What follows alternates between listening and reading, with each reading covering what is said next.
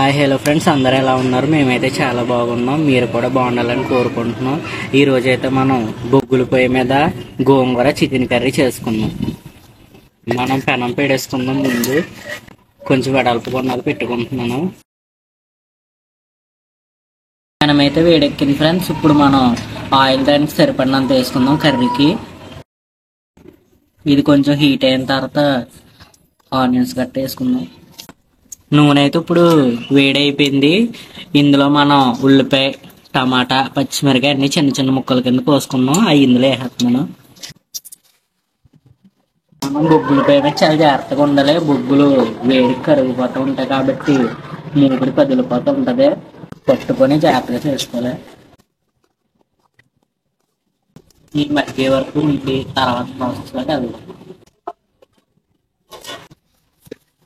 ఉల్లిపాయలు అయితే మగ్గిపోయినాయి ఫ్రెండ్స్. ఇప్పుడు అందులో మనం అల్లం వెల్లుల్లి పేస్ట్ వేసుకుందాం. వెల్లుల్లి పేస్ట్ పచ్చి వాసన పోయేదాకా ఉందాం.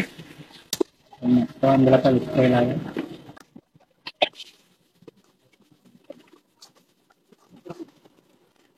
ఇప్పుడైతే చూసుకుందాం.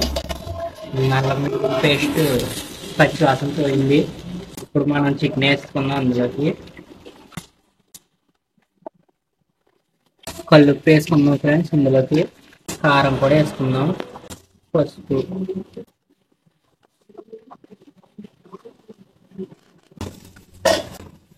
వాటర్ వేసుకుందాం.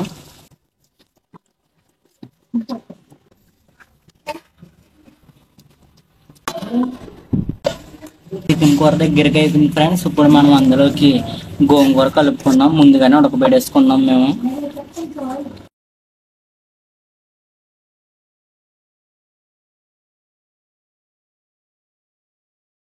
గోంగూర అంతా ఇందులో బాగా దగ్గరికి అయ్యే వరకు ఉంచుకుందాం ఫ్రెండ్స్. మళ్ళీ మూత పెడేస్తున్నాను నేను. కొంచెం దగ్గరికి అయింది ఫ్రెండ్స్. ఇప్పుడు ఇందులో మనం ధనియాల పొడి వేసుకుందాం. చికెన్ మసాలా పొడి వేసుకుంటున్నాను. ఇవన్నీ కలిసిలా కలిపేసుకుంటున్నాను. అయిపోయింది ఫ్రెండ్స్. ఇంకొక 2 నిమిషాలు మూత పెట్టుకొని తర్వాత దించేసుకుందాం. అయిపోతుంది డిష్. 2 నిమిషాలు అయిపోయింది ఫ్రెండ్స్. ఒకసారి తీసుకొని చూస్తున్నాను. అయిపోయింది. ఇంకా దించేసుకుంటున్నాను.